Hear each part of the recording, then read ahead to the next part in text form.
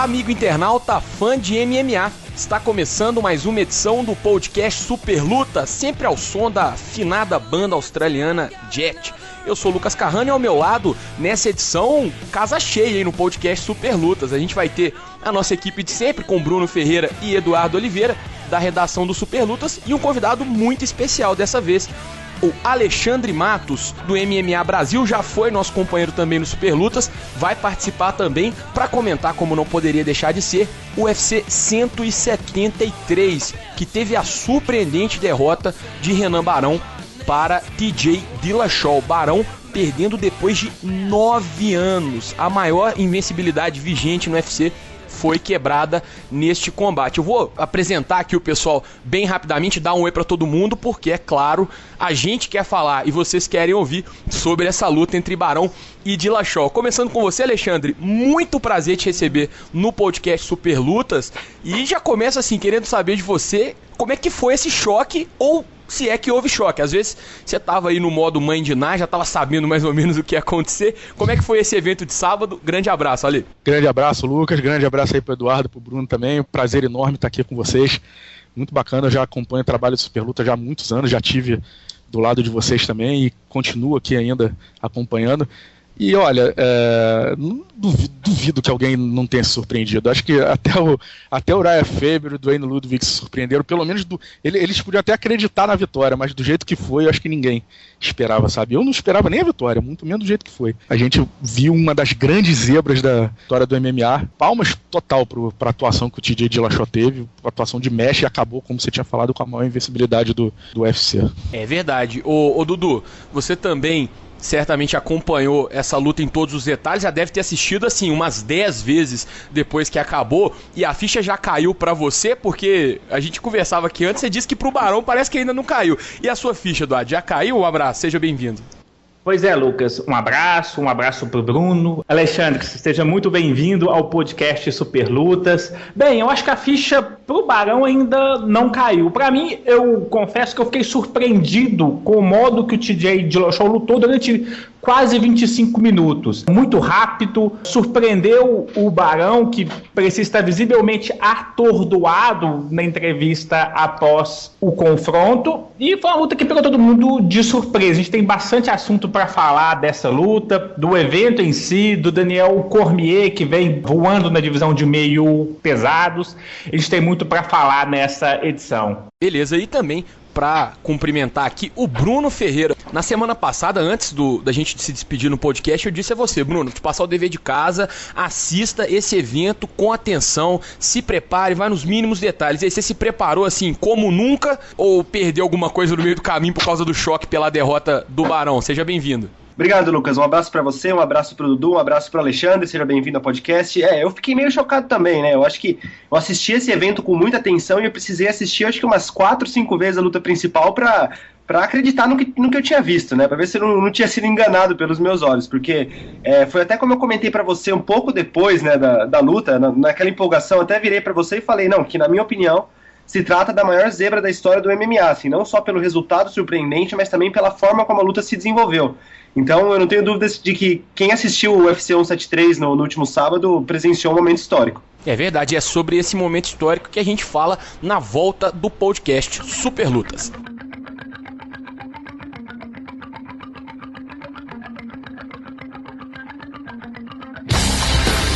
Senhoras e senhores do Brasil and UFC fans watching around the world, it's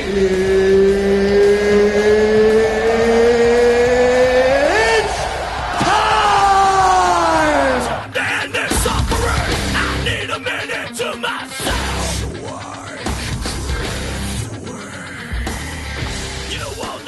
De volta com o podcast Super Lutas e sem muita enrolação, porque o papo já vai ser de cara Barão e Dillashaw. Essa luta que encabeçou o card do UFC 173, que foi um evento com dificuldades aí de comercialização de pay-per-view nos Estados Unidos.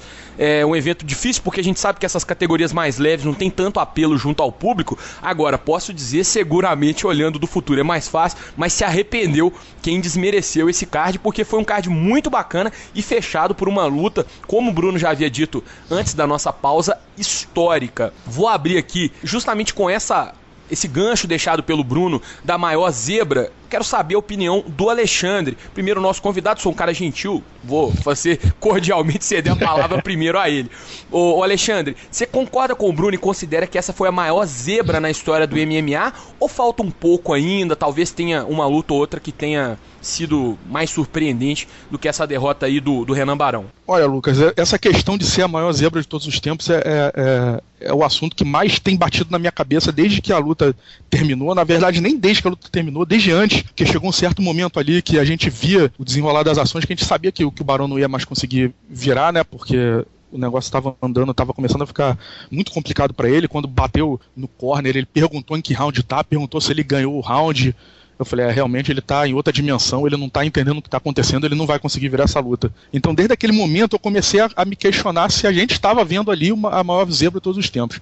Nas casas de apostas, se a gente olhar pelas odds, é a maior zebra de todos os tempos, porque eu acho que essa luta chegou a ter 10-1 ou 9-1, e Jorge St. Pierre e Matt Serra foi 8. Né? Então, nesse ponto de vista de odd, ela foi a maior. O Barão é um campeão mais estabelecido que o Jorge St. Pierre era em 2006, 2007, quando ele perdeu. Mas a gente já sabia que o Jorge St. Pierre, a gente estava diante de um fenômeno assim, interplanetário do esporte. Então a gente sabia ali que aquele maluco ali ia virar o que ele virou mesmo. Então isso aí não foi tanta surpresa. Então eu acho que eu preciso de mais um tempo ainda para analisar e fazer essa comparação se o que a gente viu foi pior do que o Jorge St. Pierre e Matt Serra ou se não foi. O TJ Dillashaw ainda tem o outro negócio a favor dele, é que nem campeão do TUF ele tinha sido, né? Coisa que o Matt Serra tinha. Então é mais um agravante ainda, mas eu prefiro esperar um pouco mais, eu ainda não tenho opinião formada sobre isso não. Mas se não foi a mais, é a segunda maior ou a terceira. No futuro a gente vai ter mais condições, né? A gente vê o que o Barão vai fazer daí pra frente, porque às vezes o Barão também faz igual o St. Pierre, ele volta e começa a ganhar de todo mundo de novo, e a gente vai falar assim, foi um tropeço gigantesco, porque olha esse cara e tal. Vamos precisar de um tempinho ainda pra analisar. E vocês, Bruno e Eduardo, qual que é a opinião de vocês sobre essa luta? Vocês consideram, o Bruno já disse que considera, mas vocês consideram realmente que é a maior surpresa aí do octógono ou, quiçá, até do MMA? Sabe que desde quando esse assunto foi levantado, a única luta que me veio na cabeça semelhante foi Gabriel Napão e Mirko Crocop. Até porque a do Napão foi um round de dominância e um final avassalador, né? Então você sofre o impacto do nocaute com 5 minutos de luta. O Dillashaw foi minando o Barão durante mais de 20 minutos para nocautear no final. Então tira um pouquinho do impacto, mas os deixou surpresos por mais tempo. É lógico que a do Napão era apenas um title eliminator, a do Dillashaw valia um cinturão, e como o Alexandre disse, o Barão era um campeão mais estabelecido do que o St. Pierre que era um cara que vinha numa ascendência tremenda, mas a gente não sabe até que ponto aquilo era só ascendência, como dezenas de outros lutadores tiveram, e seguidos de uma queda vertiginosa, ou se ele seria realmente o fenômeno que ele se tornou. Eu julgo a do Barão e Dillashaw uma zebra ainda maior pela forma de como a luta se desenrolou, né? Porque se você reparar, todas essas outras zebras foram lutas relativamente rápidas, né? Do Jorge St. Pierre e o Matt Serra também, enfim, foram lutas que terminaram no primeiro round, que terminaram quando um golpe entrou, encaixou, uma finalização encaixou. Do caso do Napão, ele fez aquilo que se esperava que ele fizesse, né? Levou para o chão, minou ali, mas ele decidiu em pé, né? Com chute alto, foi chocante. Mas no caso do Barão e Dillashaw, eu considerei uma zebra maior pelo fato de não só ter sido um golpe que entrou, né? Apesar de que no primeiro round teve aquele knockdown que deixou o Barão meio avoado, né? Mas o que se viu ali foram 20 e poucos minutos de domínio puro, assim, de que o Dillashaw fez o Barão, um dos melhores lutadores peso por peso, né? Considerado até pouco tempo atrás no UFC, ele fez ele parecer um lutador comum. Isso foi o que mais chocou, foi que foi um domínio, não foi só um golpe que entrou, foi um domínio, foi um gameplay muito bem traçado, muito bem executado, e deixou o Barão perdido, né? Isso foi o que me deixou mais chocado, porque não foi só aquele golpe que entrou, que isso no MMA acontece, a gente sabe disso, mas sim pela forma de que foi um domínio que não deixou dúvidas, né? A gente viu um domínio inquestionável no último sábado. E deixou todo mundo aí sem entender, né? Muita gente, quando tava acompanhando, eu fico sempre de olho também nas reações do Twitter, tanto do pessoal que curte quanto dos especialistas. E muita gente demorou a entender o que estava acontecendo, né? Até pela forma como houve essas reações. A gente passa então aqui para a segunda parte da nossa análise, que é justamente a parte técnica. E aí eu gostaria de pedir a opinião dos amigos sobre como, tecnicamente, o que levou o TJ Dillashaw a vencer o Renan Barão. O próprio Barão já disse que aquele mata-cobra que ele tomou no primeiro round desnorteou ele e abriu o caminho para a vitória. Realmente você nota que depois daquele golpe o Barão não foi o mesmo na luta. Mas além disso, houve mais aspectos. Então eu queria saber de vocês o que vocês consideram que foi assim a grande chave para a vitória aí do atleta da Team Alpha Male. Bom, eu acho que, cara, essa vitória do Dillashaw ela foi um conjunto de fatores, como não poderia deixar de ser uma vitória desse tamanho, né? Ela não poderia deixar de ser uma combinação de fatores. Essa questão do knockdown do primeiro round que tirou o Barão de órbita e deixou ele meio que lutando no automático até o final, lembra muito o que o Caim Velasquez fez com o Júnior Cigano, né? O Júnior Cigano também passou por um momento desse que ele também não sabia, ele achou que a luta tinha acabado no segundo round e não imaginava que tinha ido até o quinto. Eu acho que uma coisa muito fundamental para ter acontecido o que aconteceu foi o seguinte: o Dillashaw já tinha dado pra gente um aviso que ele era capaz de se mover com velocidade, com um jogo de pernas muito fluido e atacando com soco, chute e com variação de golpes, como ele fez contra o Mike Eastman. Como eu tinha falado, inclusive na prévia lá do site, para mim o Dillashaw era o cara que mais tinha se aproveitado da passagem do Duane Ludwig na equipe. Que uma coisa, aí foi o meu erro de avaliação, foi o seguinte: uma coisa é você fazer isso contra o Mike Eastman, outra coisa é você fazer isso contra o Renan Barão, numa luta de 5 rounds, valendo o cinturão, contra um campeão tão dominante como era o Renan Barão, que tinha vencido 2 vezes de modo categórico o líder da sua equipe. Né? Então era uma realidade assim, bem mais cabeluda pro Dillashaw essa disputa de cinturão do que foi aquela luta contra o Mike Eastman. Foi o meu erro de avaliação e provavelmente o de todo mundo, que ninguém imaginava que o cara que pudesse fazer o que ele fez contra o Eastman ele pudesse fazer contra o Barão. Né? Então isso para mim torna mais épica ainda a vitória dele. Mas eu acho que o que possibilitou o Dillashaw a fazer isso, e principalmente a ter chegado a esse knockdown, foi ele ter começado a luta num ritmo muito mais rápido do que o Barão costuma começar e do que os adversários do Barão costumam começar. O Barão é um cara que costuma começar a luta mais devagar, estudando o adversário, mapeando os movimentos dele, tentando ler a distância, tentando ver como é que é a passada que os caras fazem no octógono. E enquanto ele faz isso, os adversários meio que se seguram também, né? Pô, caramba, o Barão que tá ali do outro lado, o cara pode explodir a qualquer momento aqui e me nocautear, pode me finalizar, então, pô, eu não posso sair pra cima dele que nem um maluco. Nessa hora o TJ Dillashaw não teve respeito, né? Que o respeito não de ter desrespeitado o Barão, mas não respeitou o fato de ter um campeão dominante ali do outro lado. Ele falou: eu vou fazer a minha luta como se aqui do outro lado tivesse o Mike Easton e vamos embora pra cima. Então, nessa combinação do início lento do Barão com o início muito veloz do Dillashaw, propiciou que o Dillashaw chegasse a esse movimento de conseguir um knockdown, completar com aquele ground and pound violento, e dali ele ganhou praticamente igual a luta ali, né? Dali ele tirou o Barão do ar, e dali pra frente foi só continuar o domínio. E isso, inclusive, explica, eu vi muita gente reclamando: o Barão não estava 100%, que esse brasileiro é de lei fazer isso também, né? Perde um brasileiro campeão, vem todo tipo de desculpa e de teorias da conspiração possíveis, né? Uhum. Então, teve um cara que falou: o Barão deve ter comido feijoada antes da luta, uns absurdos desse nível, entendeu? Então, não foi isso que aconteceu. O negócio é que você tem que avaliar velocidade e lentidão baseado em referencial. O referencial que a gente tinha dessa vez era de um cara mais rápido do que todos os outros adversários do Barão. Então, não é que o Barão estava lento, o TJ Dillashaw que estava mais rápido que todos os outros adversários do Barão. Então, essa combinação, para mim, foi fundamental para fazer o TJ Dillashaw conseguir o que ele conseguiu. Eu acho que a chave da vitória do Dillashaw foi realmente a velocidade. Pegou o Barão de surpresa. Eu imagino que ele não esperasse que o Dillashaw entrasse no ritmo que ele entrou no primeiro round, e principalmente que ele manteve até o quinto round. A gente tem que que lembrar que essa luta foi anunciada no início de abril, no final de março, início de abril. Então o tempo de preparação dos lutadores foi menor do que a grande maioria das lutas válidas por cinturão. Não é desculpa para o Barão, mas o Dillashaw já estava escalado para lutar no evento.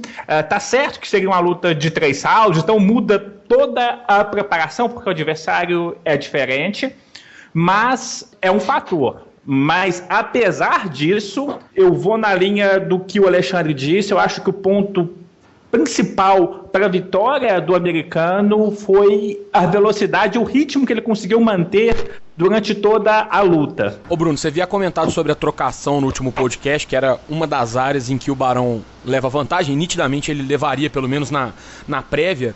Como é que você explica o que aconteceu, além, é claro, desse petardo que ele tomou no primeiro round, mas que o Dillashaw dominou completamente a trocação contra o Barão?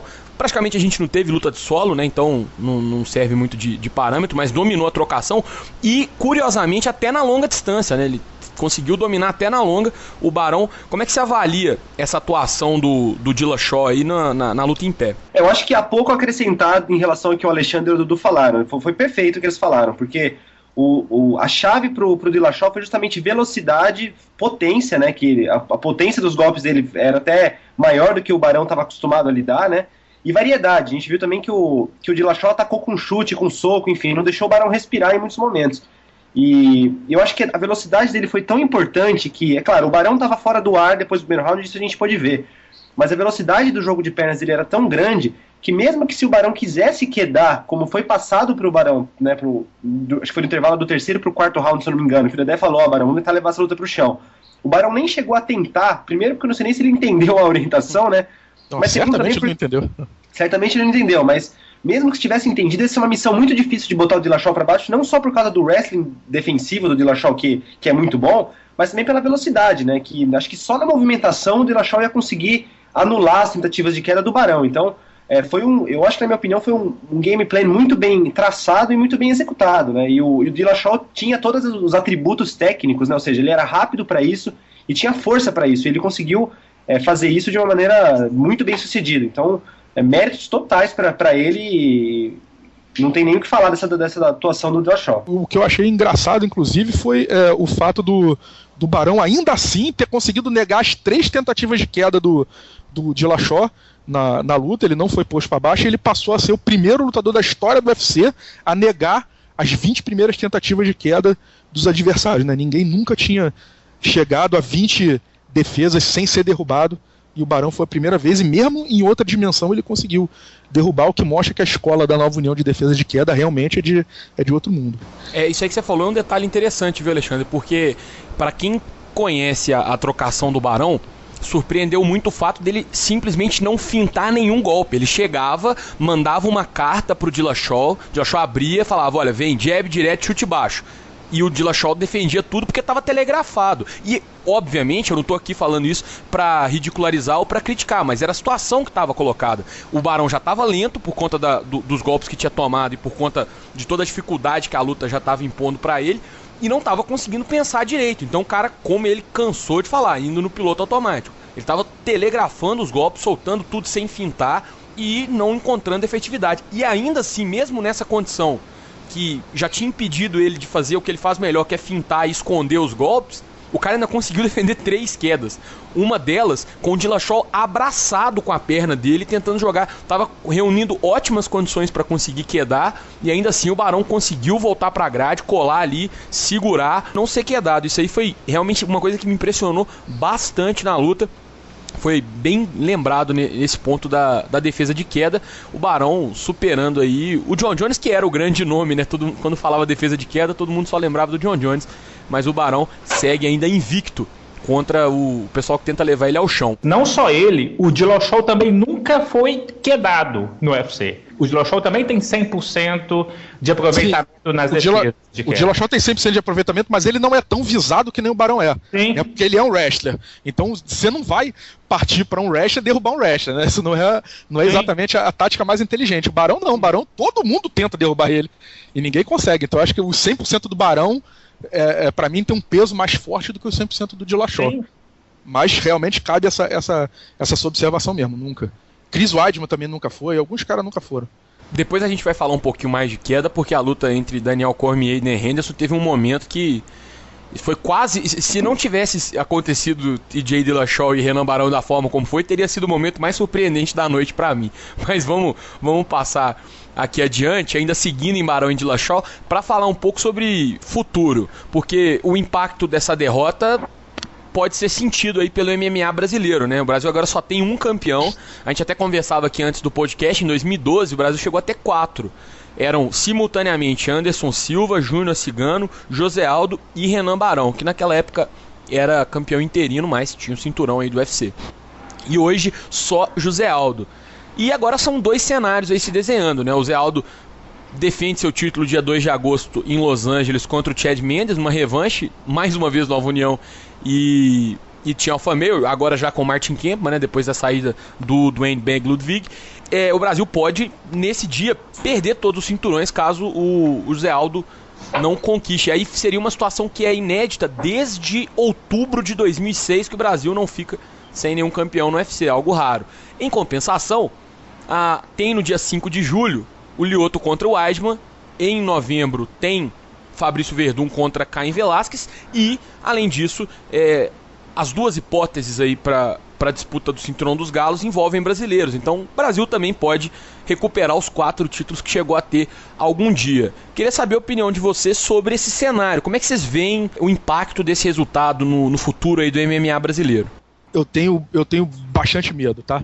Principalmente se acontecer não que eu esteja torcendo, eu não torço pra ninguém, eu só curto boas lutas, mas eu acho que uma derrota pro José Aldo contra o Chad Mendes pode ter algum tipo de desdobramento bem negativo pro MMA brasileiro. A gente sabe que o povo brasileiro, de modo geral, é uma população que não gosta de esporte, ele gosta de ganhar, né? Então é aquele negócio que você, até no próprio futebol, que é um esporte que está entranhado na sociedade, ganha a qualquer custo, jogue feio, faça de qualquer coisa, ganhe com gol roubado aos 46 do segundo tempo, mas ganha, entendeu? Então é isso, e aí ele vai ficar feliz, entendeu? Do que se você fizer aquela atuação que a seleção de 82 teve e perdeu, entendeu? Então ninguém gosta daquilo. Então as pessoas preferem ganhar do jeito que o Parreira ganhou em 94 do que perder do jeito que o Pelé perdeu em 82.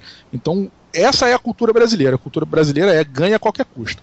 Então, na hora, quando o MMA explodiu, como você falou, entre 2011 e 2012, o cenário era muito forte, né, pra gente. Nós tínhamos o número 1 do mundo, de qualquer categoria, nós tínhamos campeões em metade das divisões, né? Então, o cenário era muito, muito favorável, o que não é mais, o que não acontece mais. Então, naquela época, era uma coisa que atraía muito, né? E aí você falou, o Brasil pode recuperar todos, pode, sem exceção todos, porque primeiro que o primeiro desafiante do Dillashaw certamente vai ser brasileiro, né? Que ou vai ser o Barão ou vai ser o Rafael Assunção, tá?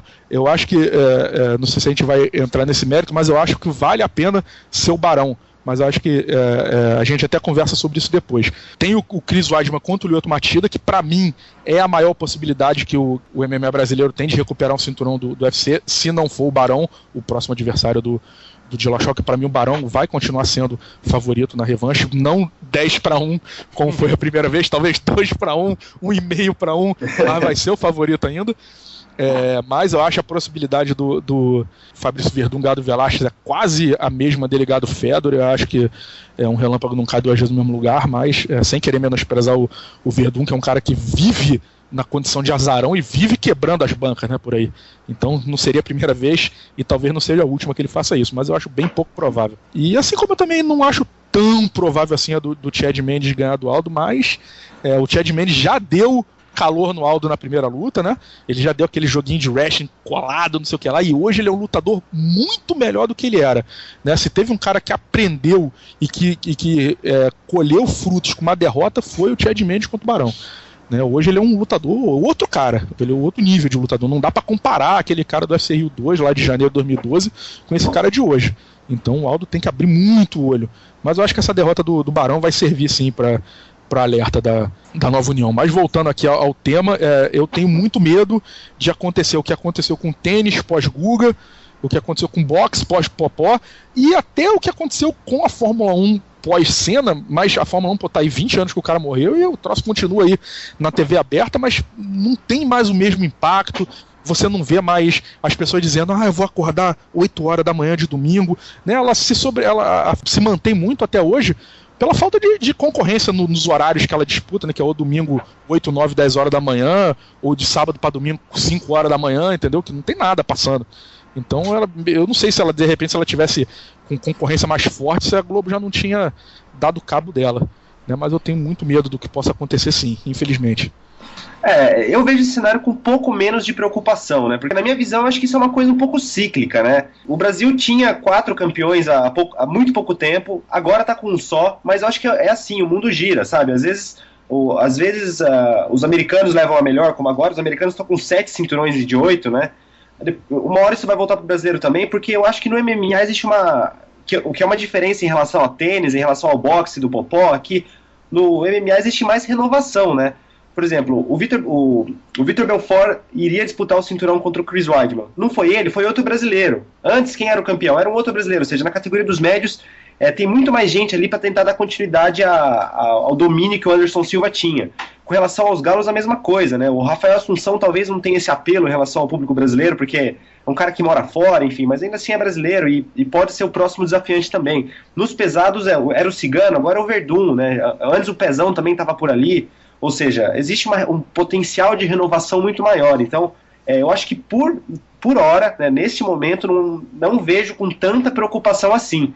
Mas, é claro que liga o sinal de alerta, como o Alexandre falou, né? Porque se esses desafiantes brasileiros não conseguirem nem pelo menos mostrar uma grande evolução a ponto de disputar o cinturão lá na frente, mesmo que não ganhe agora, né? Por exemplo, mesmo que o Lyoto não ganhe do Chris Weidman agora em julho. Mas se um desafiante atrás do outro for caindo e o Brasil se vê numa situação onde não existe renovação, né, onde, por exemplo, que nem está o Brasil nos leves hoje. O Brasil chegou a ter desafiante nos leves na época do Hermes França, e até na época do Pride era o Marcos Aurélio que rivalizava com o Takanori Gomi por lá, mas agora no UFC não. O UFC tem o Rafael dos Anjos, mas ele também já está correndo bem por fora em relação à disputa ali. Se todas as categorias tiverem um cenário mais ou menos parecido, eu acho que aí sim a coisa fica preocupante. Mas enquanto o Brasil mantiver essa capacidade de renovação e de jogar novos desafiantes assim que os outros forem caindo, eu acho que a situação não é tão alarmante assim. Só para completar isso que o Bruno falou, e aí não quero nem pra gente entrar muito nesse mérito que eu vou falar, porque esse é um assunto que rende um podcast puro para isso, eu concordo com você, mas eu acho que o viés de evolução americana é maior que o nosso. Entendeu? Sem dúvida, então, assim como a gente se recicla e coloca mais lutadores, eles botam mais ainda, entendeu? Até porque ele já tem o lastro de treinamento desde garoto de 5, 6 anos de idade se matando num tapete de wrestling que o brasileiro não tem. Então quando esses caras chegam no MMA, eles já carregam um lastro de treinamento 1 milhão de vezes maior do que o lutador brasileiro que tá brincando de treinar jiu-jitsu até 16 anos de idade. Entendeu? Tá brincando de fazer aula. E neguinho lá já tá correndo nos Estados Unidos, disputando competição de high school e de elementary. Então, realmente tem. O Brasil nunca vai morrer. Eu acho que, tipo assim, o Brasil nunca... já tem nego que fala, os Estados Unidos já passou daqui a pouco a Rússia vai passar. Eu acho que, por mais que eu respeite o povo russo, por mais que eu acho que o russo seja o único povo que mete medo pela nacionalidade, eu acho que isso não vai acontecer.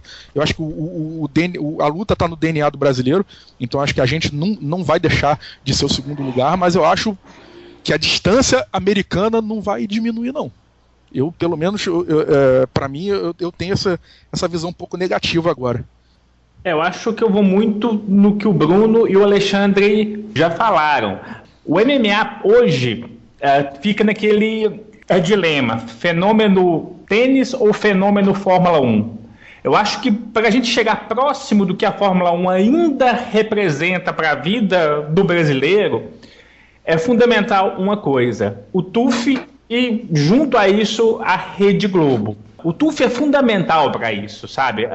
Para deixar o esporte ainda próximo do cidadão que não acompanha sempre. Perfeito. E para isso acontecer, não pode ser domingo, 1h da manhã. Pode ser segunda-feira, 8 horas da noite antes do Bem Amigos. Mas no Sport TV. Mas não pode ser domingo, 1h30 da manhã. Perfeito. Visto isso, eu vou muito na linha do que o Bruno disse. O esporte é cíclico, a gente tem gente próximo ali, sabe? Então, se ganha, se perde. Eu acho que o brasileiro tem que começar a aprender a perder. O Dedé deu uma aula de como se perder com dignidade. Ele podia ter dito que o tempo de preparação foi curto, que o Dillashaw já tinha a luta marcada para o último sábado e o Barão teve 6 semanas, 7 semanas. Ninguém disse isso. Foi digno, bateu palmas para o adversário, e isso o brasileiro tem que aprender. O esporte é legal, independente de um brasileiro vencer ou um brasileiro não vencer. Um outro fator que pode ser preponderante para o MMA não perder impacto é o grande nome, o nome espetacular, mesmo ele não sendo brasileiro. O Bruno trabalhou com a Fórmula 1 muito tempo. A quantidade de pessoas que assistia a Fórmula 1, mesmo que seja para ver o Schumacher bater, era enorme. Eu acho que o John Jones caminha muito para isso também. O pessoal não assistiu a luta do UFC 172 para torcer para o Glover. Lógico que torceu para o Glover, porque era brasileiro. Mas queria ver o John Jones ou dar o show ou perder. Floyd Mayweather. Exatamente. Torce para ver a catástrofe, sabe? Então, a figura de caras espetaculares, de outro mundo, como é o John Jones, como foi o Schumacher, também são fatores, sabe? Que os brasileiros continuem assistindo. Fora isso, realmente o sinal de alerta tem que estar ligado e não adianta ligar o sinal de alerta também. A gente tem que olhar para os nossos umbigos e ver o que a gente tem que mudar para a formação de lutadores ser melhor do que ela é hoje. Hoje, infelizmente, as academias formam cada vez menos lutadores. Hoje, cada vez mais, a gente tem cartéis fabricados com lutas estranhas para o cara ter um cartel legal para lutar lá fora, e quando chega lá fora a história é outra.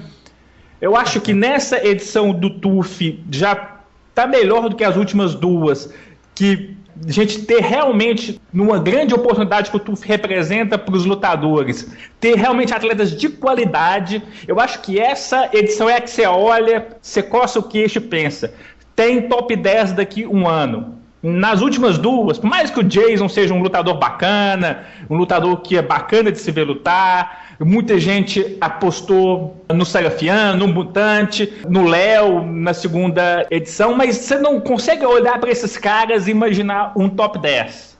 Eu acho que quando você olha até para os semifinalistas do TUF Brasil 3, depois é outro assunto também, você consegue imaginar o Demente chegando perto de um top 10.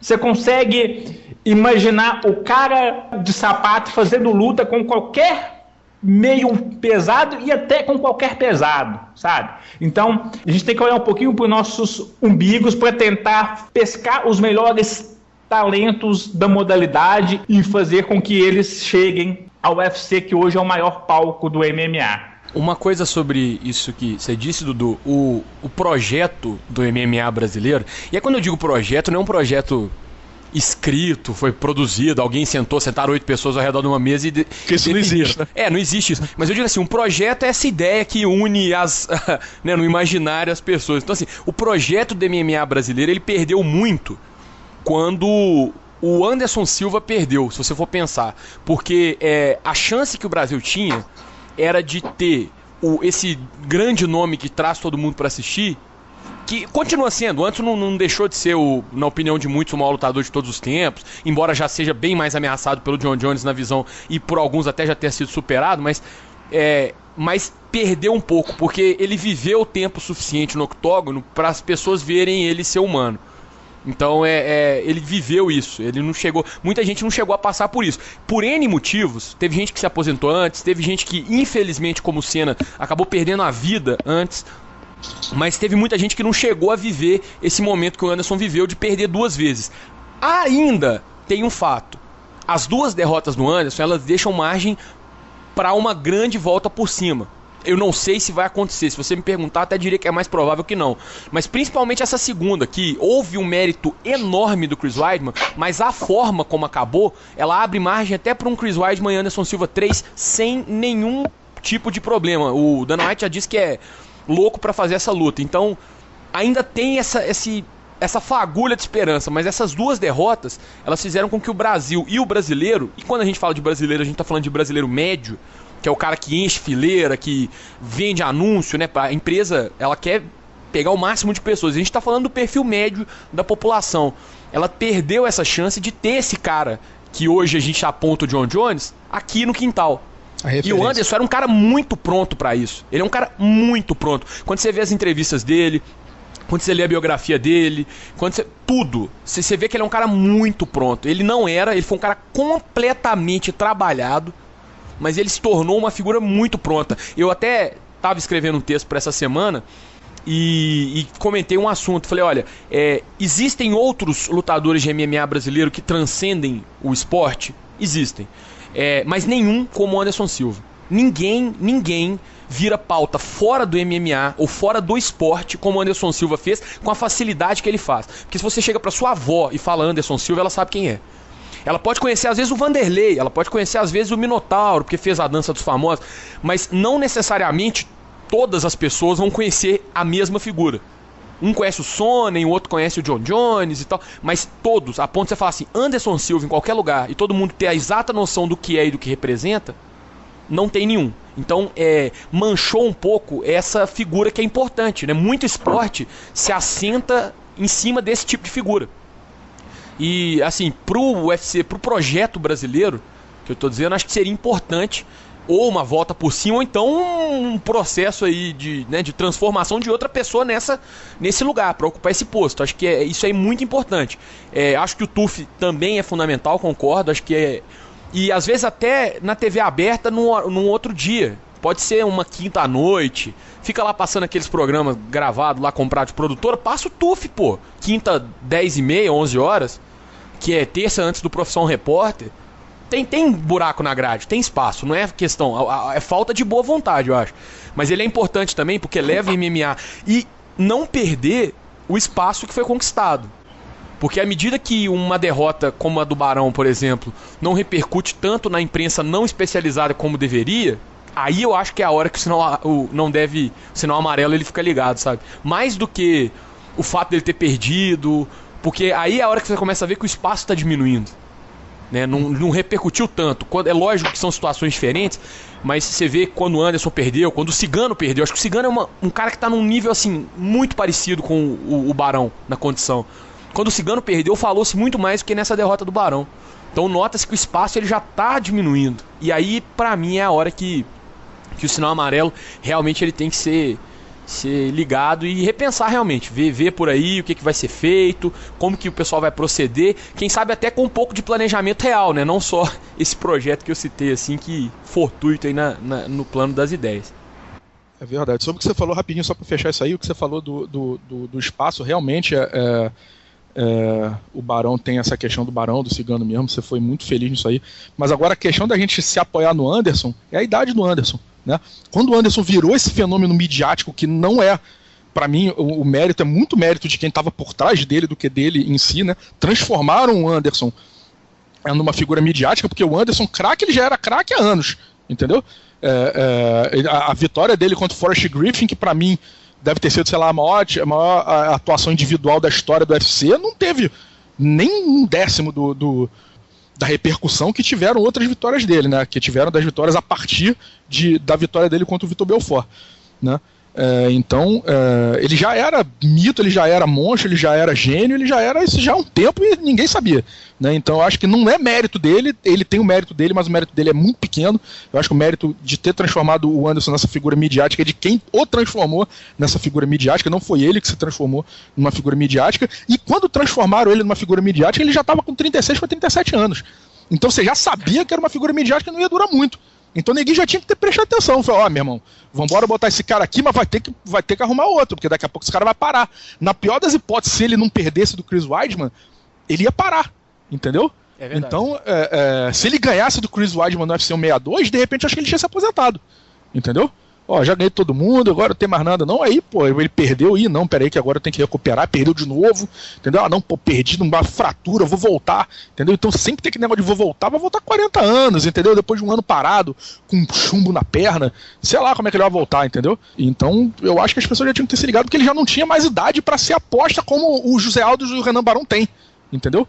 Os caras têm 28 e 27 anos, eles estão nessa hora, né? O próprio Cigano também, né? O Cigano também não tem 30 anos. A minha ideia era de que o Cigano, eu vejo, né? Isso é uma avaliação minha. Eu vejo que o nome era o Cigano, porque tá no peso pesado, isso, que é a categoria que tem mais apelo. É um cara carismático, é um cara que já tem um bom lado público, a imagem pública do Cigano é uma imagem muito boa. Aprendeu a falar inglês em 5 meses. Exatamente. É fundamental. É um cara que fala inglês bem, é bem articulado, você vê que as respostas dele são respostas inteligentes. Ele tem boa visão, tanto da luta quanto do mundo, né? Ele sabe falar dos assuntos, então já é um cara assim, ele já estava num processo adiantado. Só que aquelas 2 tundas que ele levou pro Velasquez impossibilitaram qualquer tipo de... ele vai ter que, infelizmente pra ele vai ter que... Ele voltou muitas casas aí no jogo do sucesso, porque aquilo ali inviabiliza qualquer tipo de tentativa mais objetiva de produzir um grande ídolo, né? Ele deu azar ter aparecido o Cyborg na categoria dele, né? É verdade. Bom, galera, então vamos passar pra outro assunto aqui, esse aí é só uma opinião direta de vocês mesmo. É o seguinte... A gente já comentou aqui que 2 lutas, teoricamente, fazem sentido nesse momento, né? Pro TJ Dillashaw, novo campeão dos pesos galos. Contra o Rafael Assunção, que é o brasileiro aí que vem invicto, tá numa sequência tremenda, já ganhou até do próprio Dillashaw, numa vitória um pouco contestada, mas levou lá no UFC de Barueri, ou até uma revanche contra o Renan Barão. Dana White não descartou nenhuma nem outra. O pessoal tá especulando fortemente essa luta no UFC Rio 5, né, o UFC 179 vai acontecer no ginásio do Maracanãzinho. Eu queria saber a opinião de vocês. Qual luta faz mais sentido agora? Dillashaw contra Rafael Assunção 2 ou Dillashaw contra Renan Barão 2, ambas revanches? Para ser no UFC Rio, provavelmente seria o Rafael, porque como o Barão foi nocauteado e ele sofreu alguns traumas na cabeça, ele deve pegar uma suspensão razoável. Então eu não sei se ele teria tempo para voltar a treinar e lutar no UFC Rio 5. Então com isso sobra o Rafael. Apesar que, na minha opinião pessoal, o Barão mereceria a revanche imediata, porque quem está esperando, com todo respeito ao Rafael, é o Rafael Assunção. Não é um baita lutador que vem pedindo passagem, que vem derrubando todo mundo. Johnny Hendricks, né? Exatamente. Ele não vem derrubando todo mundo. Ele vem vencendo as suas lutas, venceu o Dillashaw numa decisão que eu não concordo, mas não é um absurdo, sabe? Que a gente olhar, que roubaram o americano em Barueri, não foi isso, mas foi uma luta que eu não consegui enxergar a vitória para ele. E como ele não vem abrindo passagem, eu acho que o Barão mereceria a revanche. Mas para ser evento principal do UFC Rio, seria o Rafael Assunção, e aí cabe até a gente discutir depois, saber se o Rafael Assunção podia ser a cara de um evento no Rio, sendo que ele mora nos Estados Unidos há muito tempo, e ele não tem ligações muito próximas com a cidade, com o país. Eu sou a favor de revanches imediatas em casos muito específicos, né? Eu acho que nesse caso da luta do último sábado, não deu nem tanta margem, vamos tentando pensar com a cabeça de um promotor, né? Porque a parte comercial pesa muito também. Eu acho que nessa luta do UFC 173 não deu nem tanta margem esportiva quanto margem comercial, né? Porque esportiva, é claro, foi uma passada de carro por parte do Dillashaw, e apesar de que o Barão já vinha dominando a categoria há um tempo, eu não vejo muito sentido em uma revanche imediata. Talvez se o Barão fizesse uma luta ou outra, talvez daria até mais apelo na luta daqui pra frente. E também eu acho que às vezes o UFC, com essa mania de ficar casando muita revanche imediata, corre um certo risco de queimar rivalidades que poderiam render muito mais, né? E até usando mais uma vez o Cigano como exemplo, eu acho que o UFC cometeu um erro em casar Cigano e Caim Velasquez várias vezes em um espaço muito curto. 2 anos eles lutaram 3 vezes. Exatamente. Na minha opinião, eles são os 2 melhores lutadores do peso, sem dúvida. Assim, o Verdun agora tá chegando perto, mas eu acho que o Verdun, não ultrapassou o Cigano, então seria Cigano e Velasquez os 2 melhores do peso. E os 2 são jovens, ou seja, eles tinham tudo para fazer uma rivalidade muito épica, né, que duraria vários anos, como a gente já viu acontecendo isso em outras categorias no passado. Mas agora que eles já lutaram várias vezes e o Velasquez ganhou 2 vezes de forma muito contundente, né, ninguém tem interesse em ver uma 4ª luta tão já, ou seja, ele botou até o Cigano em uma situação meio complicada lá dentro, porque agora quem que ele vai enfrentar, né, tá numa situação meio delicada, porque disputar o cinturão tão já ele não vai. Então, eu acho que não faria muito apelo você colocar o Dillashaw e o Barão para lutar já, e pro evento também, acho que faria até sentido colocar uma luta com o Rafael Assunção, para tirar limpo mesmo aquela luta. Acho que até daria um apelo grande, porque, poxa, o cara que ganhou do Dillashaw, é claro que tem vários asteriscos nessa decisão que o Assunção ganhou do Dillashaw, como muita gente discorda dessa decisão, como é o meu caso, por exemplo. Mas, comercialmente, eu acho que funciona também. Isso até facilitaria para o Barão recuperar o caminho dele em direção ao cinturão, para chegar mais forte, aí sim fazer uma luta com um apelo grande. Agora, eu não acho que Rafael Assunção e Dillashaw teria o apelo, teria o prestígio para encabeçar um evento no Rio de Janeiro. E aí, de novo, falando do Cigano, acho que ele poderia ser um bom nome, viu? Se botar o Cigano contra um cara top dos pesados, ou até, de repente, se for o caso de remarcar Stipe Miocic e Cigano para o UFC no Rio, caso o Miocic vença o Maldonado no próximo sábado, eu acho que seria interessante sim, justamente pelo nome que o Cigano tem, e justamente para tentar fazer que o Cigano fique ainda mais forte aqui no Brasil em termos comerciais. Então, essa pelo menos seriam os meus planos se coubesse a mim tomar essas decisões. Né? Mas a diferença que eu vejo da rivalidade dos pesados para a rivalidade dos galos é que a probabilidade do Dillashaw repetir a tunda no Barão é estatisticamente desprezível, tá? Eu não estou dizendo que o Dillashaw não vai ganhar nunca mais do Barão, ele pode ganhar a próxima, mas duvido que ele ganhe desse jeito que ele ganhou, duvido, entendeu? Então, exatamente, mesmo que o Barão perca, eu acho que ele vai dar mais calor, eu acho que ele não vai perder do jeito que ele perdeu. Então eu já faço essa diferença de cara, né? Porque o Caim Velasquez é o melhor lutador dos dois. O TJ Dillashaw não é o melhor lutador dos dois. Então essa é a diferença entre a rivalidade do campeão do pesado contra a rivalidade do campeão do galo. Tá? Sobre o próximo adversário do Dillashaw, eu sou sempre a favor dos méritos técnicos e do mérito esportivo. Tá? Então agora era a hora do Rafael Assunção. Beleza, por mais que não tenha peso nenhum, por mais que isso e aquilo. Só que a gente tem que lembrar que o UFC é uma empresa privada e que ela visa o lucro, né? Então o lado comercial ela é muito forte. E aí é a hora que eu vou discordar do Bruno.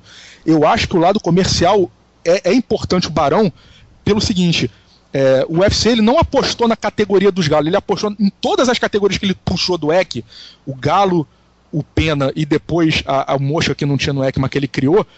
Totalmente, quem trouxe essas categorias, assim como quem levou o MMA feminino pro UFC foi a Ronda Rousey, quem levou as categorias leves pro UFC foi o Urijah Faber, com a possibilidade de rivalidade com o Dominick Cruz, tá? Então o UFC apostou todas as fichas nas categorias mais leves numa trilogia do Dominick Cruz com o Urijah Faber, que por azar da organização ela não aconteceu.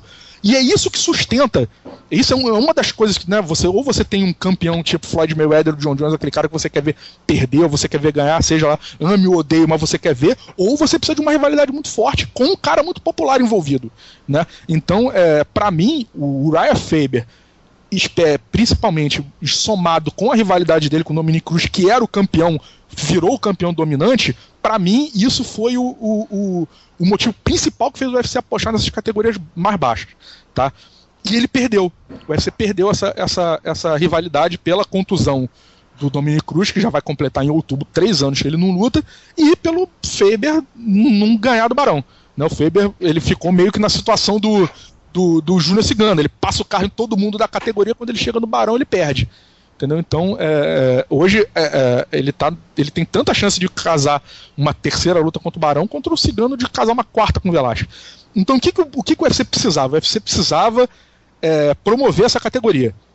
Ele fez de um jeito que, teoricamente, era um jeito bom. Ele tentou transformar o Renan Barão no John Jones, né? Você vê aí a quantidade de declaração do Dana White, falou que ele é o melhor lutador peso do mundo, e a gente sabe que não é isso que ele acha. Né? A gente sabe que o Dana White não acha o Renan Barão o melhor peso por peso do mundo, né? Mas ele precisa vender. Ele tá no papel de vendedor. Então ele tentou vender isso aí, ele tentou empurrar, ele falou, eu tenho John Jones lá até 93 quilos, mas eu tenho uma miniatura de John Jones aqui também, fiquem de olho, esse cara é destruidor, esse cara não perde há 9 anos, esse cara tá 35 lutas sem perder, esse cara é isso, esse cara é aquilo, massacra, nocauteia e finaliza todo mundo. E o cara perdeu. Entendeu?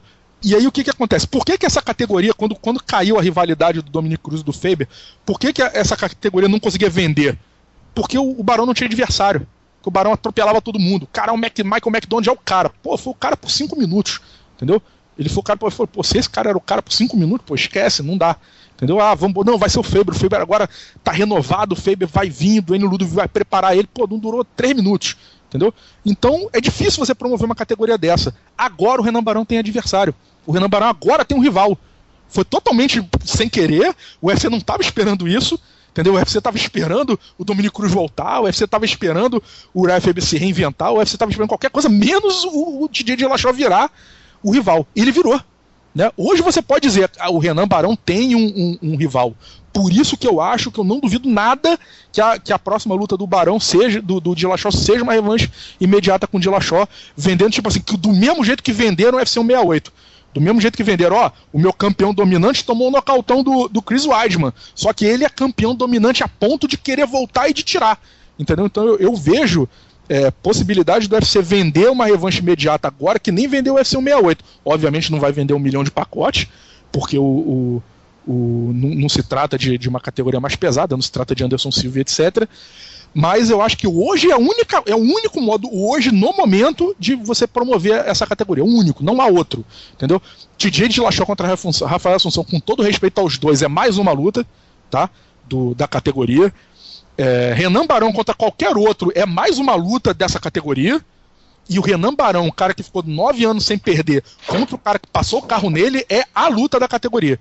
Entendeu? Eu não queria que isso acontecesse, eu preferia que fosse o Rafael, mas vendo com o lado comercial do UFC, eu não duvido nada não. E a volta do Dominick? Poderia ser uma luta a ser vendida? Se o Dominick voltar num title shot ou num title eliminator, ele é maluco. Né? Porque 2 anos e meio, quase 3 anos sem lutar, de um cara que tem o estilo de luta que ele tem, que é totalmente necessário, fundamental e mandatório que ele esteja em ritmo, eu acho que ele vai ser assassinado. Aí o UFC vai perder o cara, entendeu? Eu acho que é bom pegar, tipo, mete o Dominick Cruz de volta aí com o Takeya Mizugaki da vida, ou com algum wrestlerzinho que não vá oferecer muito risco para ele, mas que tenha um certo nome na categoria, do que meter ele na furada, entendeu? Eu acho que se ele voltar agora com o Dillashaw ou contra o Renan Barão, eu acho meio furada. Eu acho que justamente esse cenário que se desenrolou nesse último sábado dá essa margem para o UFC promover, né? Eu concordo com muito do que você falou, Alexandre, só que eu só vejo isso de uma maneira um pouco diferente como o UFC pode aproveitar isso, né? Porque até poucos dias atrás, essa categoria era o Barão. Era o Barão e o outro cara, o poster boy da categoria também era o Faber, que já tinha perdido 2 vezes pro Barão. Eu acho que agora o UFC tem uma oportunidade de tentar, aos poucos, promover mais atletas para fazer com que a categoria fique mais disputada. Ou seja, lógico, o Barão, a gente sabe que ele não vai virar um lutador ruim da noite pro dia, não vai. Ele continua sendo, na minha opinião, o melhor lutador dessa categoria, não é mais o campeão, mas uma hora ou outra ele vai ter nova chance de disputar o cinturão. Eu acho que só agora o UFC poderia, né? Se vai acontecer, não vai, porque eu também acho que é bem provável de o UFC já casar uma revanche imediata, apesar de que não seria o que eu gostaria que acontecesse. Mas o UFC poderia casar uma luta para deixar a categoria rodar um pouquinho mais, para tentar promover mais lutadores. Ou seja, o Dominick Cruz volta bem contra o nome de menor expressão, aí já são 3 nomes que a categoria tem. Ou seja, uma categoria que estava destinada a ter só um cara reinando absoluto lá, como era o Barão, agora está com 3. Está com o Dillashaw, que é o campeão, o Barão, que é o fenômeno, que é um dos melhores pesos por peso do mundo, e o Dominick Cruz, que é o campeão voltando das cinzas. Então, para isso você não pode queimar o Dominick Cruz voltando, entendeu? Então, justamente. Se você coloca ele na furada e queima ele, você perde. Exatamente, mas aí foi isso que eu falei, de colocar ele contra um cara de menor expressão. Coloca ele contra um cara que nem tá no ranking, ou o cara que tá em 14º, 15º, põe pra ele voltar, ganhar bem e tal, pronto, sabe? A categoria já tem aquilo que precisava. Daqui a um ano, agora está em maio de 2014. Em maio de 2015, provavelmente o Barão já vai ter uma nova chance de disputar o cinturão, ou até o próprio Dominick Cruz, ou seja, uma hora isso vai acontecer. Eu só acho que o UFC não precisa ter essa pressa de casar isso com tanta rapidez, de tanto esse imediatismo, Porque daí corre o risco de, o Barão ganha e aí vai ter a terceira luta, ou seja, dá uma desgastada, entendeu? Pelo menos na minha opinião. Então acho que dá pra dar uma segurada. Se o Barão ganhar uma revanche imediata, eu acho que o TJ Dillashaw não merece revanche imediata, não. Aí volta pra fila. Ele não fez nada ainda. Chegou lá, ganhou, ganhou do campeão, beleza, mas perdeu a revanche, tá, amigo? O campeão dominante era o outro. Aí pra mim segue a fila. Então, aí, e se o Dillashaw ganha de novo? Se o Dillashaw ganha de novo, mesmo que não seja dominante... Não vai ter terceira luta de qualquer forma, entendeu? Então, já perde mas aí que tá, perdeu tempo, entendeu? Casou agora, poxa, o UFC pode adiar isso pro ano que vem, sabe? Ganha tempo, entendeu? Mas eu acho que o UFC não quer ganhar tempo, entendeu? O UFC tá pra ontem querendo promover essas categorias. Eu acho que essa é a diferença. O UFC não quer ganhar tempo, entendeu? Se o UFC... é a visão que eu tenho. Eu concordo com você que pode ser que eles pensem assim também, mas aí que tá, será que não seria... Não é o ideal, eu não disse que é o ideal, veja bem, eu só tô pensando como eles devem agir. E eu marcaria TJ Dillashaw e Rafael Assunção. Nos Estados Unidos, que não existe primeira defesa do cinturão do cara, se aqui no Brasil, você tá louco. Ainda mais a primeira vez, ainda mais a vitória do Assunção tem sido controversa. Vai punir. Pode esquecer, se der mole vai ser em Sacramento. Se der mole vai ser em Sacramento, entendeu? Vamos punir o TJ Dillashaw, você ganhou do Barão, agora você vai ter que lutar lá no Brasil. Exatamente. Teve alguém da Nova York que falou, quero ver dele contra o Anderson em Cincinnati, né? Teve, mas o ambiente, apesar do nome do UFC daquele UFC ser UFC ambiente hostil, né? É o nome do evento, mas na verdade não se compara com o Brasil, né? Uma luta em Ohio não tem nada a ver com uma luta no Maracanãzinho ainda, rapaz. Pensa só, vai voltar a época do Vale Tudo contra o Mestre Hulk e Amaru Bittet, que foi ali mesmo. Pessoal, então vamos passar a régua nessa luta principal aí do UFC 173, porque por si só ela já é um podcast especial, então a galera que veio querendo ouvir muito sobre a luta entre Barão e Dillashaw certamente não ficou decepcionada, mas a gente ainda tem outros assuntos na pauta e a gente vai tratar deles na volta do podcast Super Lutas. Você ouve podcast Super Lutas.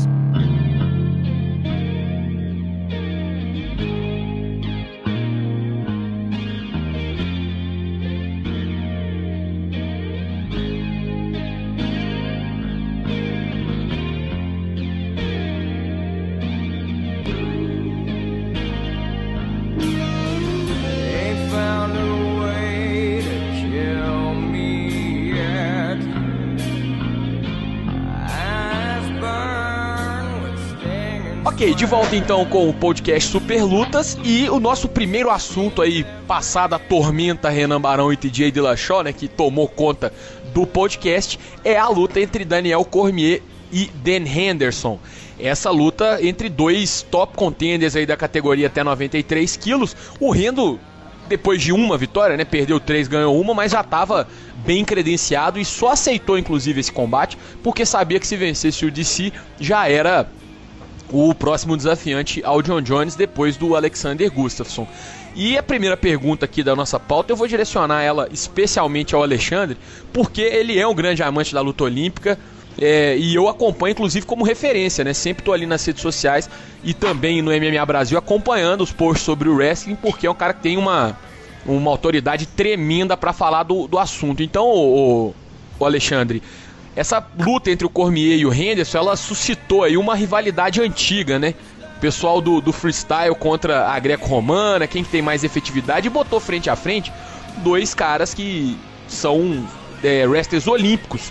O Dan Henderson lá nos anos 90 e o Cormier nos anos 2000. É claro que a gente tem que levar em conta a idade avançada do Henderson e que ele já foi para as Olimpíadas há mais de 18 anos. Agora, quero a sua opinião. Te surpreendeu ainda assim a supremacia do Cormier no wrestling ou aquilo foi a coisa mais natural do mundo? Pra mim aquilo foi a coisa mais natural do mundo por alguns motivos. Não só a coisa, as pessoas mais se tocaram era um peso meio pesado gigantesco lutando contra o peso médio, né? Então isso aí já era covarde daí, né? A diferença física dos dois já era muito grande. Além disso, pro MMA, o freestyle, o estilo livre é muito mais efetivo do que a greco, né? A greco é um estilo muito bom para clinch, né? Quando a luta tá no clinch. O freestyle não, o freestyle ela é útil para qualquer situação que você tiver, tá? Então então você tem o tamanho do Daniel Cormier, a especialidade do Daniel Cormier e a idade do Daniel Cormier. Isso aí a gente já teria motivo suficiente para fazer o Daniel Cormier passar o carro no Dan Henderson. Só que ele não passou o carro, ele passou o carro com letras capitais, né? Ele não foi uma passada, ele aquela derrubada que ele deu, que ele levantou o Dan Henderson no ombro e cravou no chão que nem saco de batata, aquilo ali você não vê todo dia aquilo acontecer, né? Aquilo ali ele simplesmente fez o Dan Henderson virar, parecer brinquedo na luta. E o Dan Henderson, né? Um wrestler, como você falou, que disputou as Olimpíadas de Barcelona e de Atlanta, né? Não é um cara qualquer.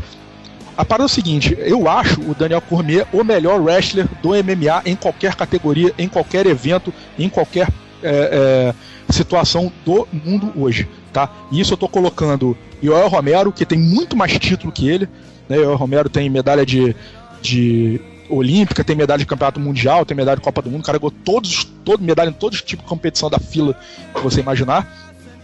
Você tem a Sarah McMahon, também é medalhista olímpica. Você tem o Ben Askren, que foi campeão da NCAA, que o Daniel Cormier não foi, né? Ele nunca chegou ele, acho que a melhor condição dele, eu não sei se foi 4º lugar, não me lembro, na NCAA. Então você tem... não, ele foi vice-campeão, ele perdeu pro Cael Sanderson, que aliás é o único cara da Divisão 1 que acabou invicto em 4 anos, né? Nunca perdeu uma luta. Então você imagina qual foi o nível do cara ter perdido a final pro Cael Sanderson. E mais do que o Ben Askren, mais do que o Yoel Romero, eu acho ele o maior wrestler do mundo no MMA hoje. Por quê? Uma coisa que você vê muito comum no wrestling do MMA, e você viu acontecer no TJ Dillashaw contra o Barão, e você vê acontecer direto, o wrestler tentando derrubar na grade. Acontece direto. Derrubar na grade ajuda muito a defesa de queda. Você vê o Barão, nas trevas do jeito que ele estava, ele negou 3 defesas de queda, negou 3 tentativas de queda do Dillashaw. O que a gente não vê isso acontecer? A gente não vê o Caim Velasquez fazendo isso. O Caim Velasquez é um cara que queda muito pro meio do octógono, né? O Caim Velasquez é um cara que ele acontece muito o que ele faz, ele atrai o seu adversário, ele meio que ele se auto-encurrala na grade e ataca as pernas do cara. E joga o cara no meio do octógono. Além da grade não proteger o cara da queda, a grade não vai ajudar o wall walk pro cara levantar de novo. Então você sair de baixo do Caim Velasquez no meio do octógono é muito diferente de você sair de baixo de qualquer um na grade, né? É só você ver aonde que o Caim Velasquez massacrou o Antônio Pezão na primeira luta. Ele tava, o single leg foi no meio do octógono, bem ali no meio ali do Bud Light, né? Então ele pega ali aquela parada. E esse trabalho do Caim Velasquez é trabalhado, totalmente desenvolvido pelo Daniel Cormier. O Daniel Cormier é o técnico de wrestling do Caim Velasquez, e ele que leva, ele que trabalha esse tipo de coisa com o Velasquez. E ele faz isso pra ele também. Quantas quedas ele deu no Dan Henderson na grade? Ele só deu queda no meio do octógono. Como é que o Dan Henderson vai sair dali? Tirar um maluco com 10 quilos, 15 quilos mais pesado que ele, no meio do octógono, sem ter uma grade pra voltar? Não vai voltar. Vai ficar ali até a hora que ele quiser. Entendeu? É como o Ben Askren também faz isso, né? O Ben Askren também é um outro cara que ataca muito da grade pro meio. Jorge St-Pierre, né? Também fez. Jorge St-Pierre faz isso. O Dias deu pena dele no meio do octógono, sofrendo na mão do St-Pierre. Exatamente. Esses caras não atacam pra grade, né? Esses caras que conseguem adaptar. Você vê, o St-Pierre, ele não tem nem background de wrestling, né? Então eu acho que esse cara, pra mim, esse maluco é um mito. Porque esse maluco é um karateka Kyokushin, né? O cara é um mito de ter feito o wrestling que ele botou no MMA contra um campeão da divisão 1 da NCAA como o Josh Koscheck, né? E ele brincou com o Josh Koscheck, né? Então esses caras são diferenciados, e eu acho que o Daniel Cormier é diferenciado dentro dos diferenciados, entendeu? Eu acho que essa visão, essa facilidade que ele tem, ele falou no final da luta, se eu quiser derrubar o John Jones 100 vezes, eu vou derrubar o John Jones 100 vezes. A única coisa que eu falo em relação a essa frase é o seguinte: eu não sei como é que ele vai fazer para cortar 1,83 m de envergadura contra 2,15 m. Mas se ele grudar, amigo, ele vai botar o John Jones 100 vezes no chão. Eu não tenho nenhuma dúvida. Não, o wrestling do John Jones não chega perto de deter o wrestling do Daniel Cormier. Se ele estivesse no tapete de wrestling, disputando uma partida de wrestling, eu acho que o John Jones ia perder por decisão técnica. Ele ia perder por 10-0, entendeu? Ele ia perder por uma parada dessa. Não tem como. É muita diferença. A diferença é absurda. Por mais que a defesa de queda do John Jones seja monstra, ele nunca pegou um wrestler que nem o Daniel Cormier. Né? Então o Daniel Cormier ele é genial nessa parada, ele é genial, o wrestling dele é muito acima da média, muito. Então eu não sei como é que ele vai fazer pra se virar, mas contra um cara com 43 anos, especialista na greco, que aí entra aquela parada, por que o freestyle é melhor? O freestyle libera ataque na perna, a greco não pode, você não pode atacar a perna. Então você tem single leg, double leg, né? A greca é mais suplê, é mais queda cinturada, é outro tipo de abordagem. Né? Então, você pegou um cara que era originário da greco, 13, 14 anos mais velho que ele, sem o TRT, né? Que pô, o Dan Henderson, a gente fala muito do mas o Dan Henderson faz TRT desde 2007. Né? E desde 2007 até hoje, essa foi a segunda luta que ele lutou sem o tratamento, que a primeira foi contra o Rashad. E contra o Rashad ele parou quase acima da hora. Ele parou só a tempo da testosterona sair do corpo. Né? Ele parou acho que 3 semanas antes da luta. Ele fez o tratamento até 3 semanas antes da luta. Dessa vez não, dessa vez ele parou mesmo. Ele fez até lutar contra o Shogun e ali ele parou. Dali, do final de março pra cá, ele já não fez mais nada. Então você pegou um cara de 43 anos, desgastado, sem o negócio da testosterona, muito mais leve que ele, e hoje em dia, eu acho que o Dan Henderson nunca esteve no nível do Daniel Cormier no wrestling pra MMA, que eu digo, tá? O Dan Henderson nunca esteve no nível do Daniel Cormier. Hoje, então, não vai estar mesmo. Então, pra mim, não tem nenhuma surpresa. Eu esperava um vareio daquele, eu só esperava que ele fosse ter um pouquinho de respeito com o idoso e não fosse cravar o idoso daquele jeito que ele fez, que aquilo ali foi um desrespeito que ele fez com... Desrespeito, obviamente, que eu tô brincando, né? Mas foi um desrespeito que ele fez ali com o coroa, e se ninguém denunciar ele pra polícia, ele vai ter que responder processo. Fora isso, eu não me surpreendi com nada, cara, nada. É um monstro. Ele no wrestling é um monstro. Dudu, você e o Bruno, como é que vocês viram essa luta do Dan Henderson com o Cormier? Porque, vou dizer, eu até havia comentado isso no primeiro bloco, foi aquela queda, que eu não sei nem como definir aquilo, né? Estilo boneca de pano. Eu fiquei de boca aberta, apesar de considerar o Cormier muito favorito, e ele era realmente nas casas de apostas até mais favorito que o próprio Barão contra o Dillashaw, né? Uma derrota dele seria uma catástrofe, assim, que a gente não conseguiria explicar, mas aquela queda foi algo assim que nem diante de tamanha dominância eu esperava. Como é que vocês acompanharam essa luta? Qual foi a impressão que deixou o DC? Porque ele ainda não havia sido testado, né? Pegou, pelo menos não nessa divisão, né? Havia pegado aí o Pat Cummins, mas não é um lutador para poder fazer cartel. E aí agora pegou um cara que mesmo com a idade avançada conta muito no cartel e fez uma coisa. Ele se juntou a uma lista seleta de caras que conseguiram superar o Dan Henderson por finalização tinha Anderson Silva, Vitor Belfort, Minotauro e Minotouro. Então não foi pouca coisa também que ele fez, não. Ele se juntou numa lista seleta aí. Queria saber a opinião de vocês. Só pra botar só pra botar uma continuação disso que ele falou, e o Daniel Cormier fez sem precisar de knockdown, sem precisar de porrada. Fez isso na marra. É verdade. Né? Finalizou na marra. Olha, eu confesso que eu fiquei boquiaberto. A melhor definição é essa. Sabe quando você vê a luta e fala, esse cara... Porque por mais que o Cormier tinha vencido o GP de pesados do Strike Force, você olhava para ele, esse cara nos pesos pesados é muito baixo, eu não sei se ele vai conseguir vingar lá. Agora, nos meio pesados, mesmo ele tendo uma diferença de envergadura para o John Jones enorme, você começa a pensar, vai dar luta e ele pode fazer barulho. Vai dar luta certo. A sensação que eu tive é semelhante ao que o John Jones fez contra o Ryan Bader na luta que deu para ele a chance de desafiar o Shogun. Foi um atropelo que parece um homem lutando contra uma criança ou contra um idoso de 85 anos. Sabe? Foi extremamente absurdo o desempenho do Cormier, que muita gente colocou em xeque. O Pat Cummins não conta, não vale, e aí é uma luta de fato. Aí você olha no matchup, você não consegue dar vantagem pro Dan Henderson em nada, exceto na direita dele, que derruba qualquer um. Mas aí pra direita entrar, tem uma série de fatores no caminho.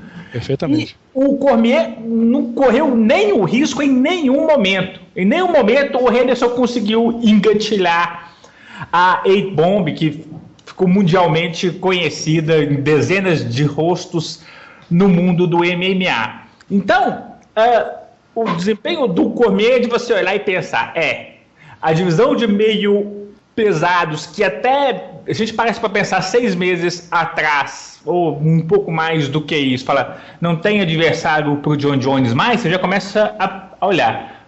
O Cormier merece a sua chance, o Gustafsson merece a revanche mais do que qualquer um, apesar que, na minha opinião, eu acho difícil ele repetir o desempenho extraordinário que ele teve na primeira luta, mas isso é outra história. Então, a divisão de meio pesados voltou a ter um burburinho que ela tinha perdido há pouco mais de 6 meses. Então, essa atuação do Cormier é da gente parar e bater palma, porque é daquelas que impressiona pela forma com que a passada de carro aconteceu. Ô Bruno, e com relação ao hipotético encontro entre Daniel Cormier e John Jones, o Gustafsson tá com direito adquirido aí de revanche, acho que ninguém tira dele, com mérito, né? O que ele fez também não é pouco, e acho que até pela forma como tava naquele momento, né? Na hora que ele ganhou, aquela hora tava sem ninguém. Na hora que o Gustafsson foi lá, e foi muito surpreendente. Foi, é claro, sem o componente vitória que teve o Dillashaw, mas foi mais ou menos o que aconteceu nos galos. Não tinha ninguém, todo mundo tá assim, rapaz, o John Jones vai pros pesados. De repente ele, tem um cara aqui que pode fazer frente pra ele, então vamos ficar atento. E aí, esse mérito é dele, acho que até por reconhecimento e por recompensa por esse feito, nesse serviço prestado, ele ganhou essa revanche com mérito, vai acontecer aí no fim de agosto, já está mais ou menos confirmado. E queria saber de você, como fica o Cormier? Ele vai ficar sem lutar? Vai ficar esperando? Para ele é bom, para ele é ruim? Quais são as chances dele contra o John Jones? Como é que você vê aí esse triângulo aí entre... Não vou falar amoroso porque é sacanagem. Como é que você vê aí essa relação trilateral aí entre John Jones, Alexander Gustafsson e Daniel Cormier?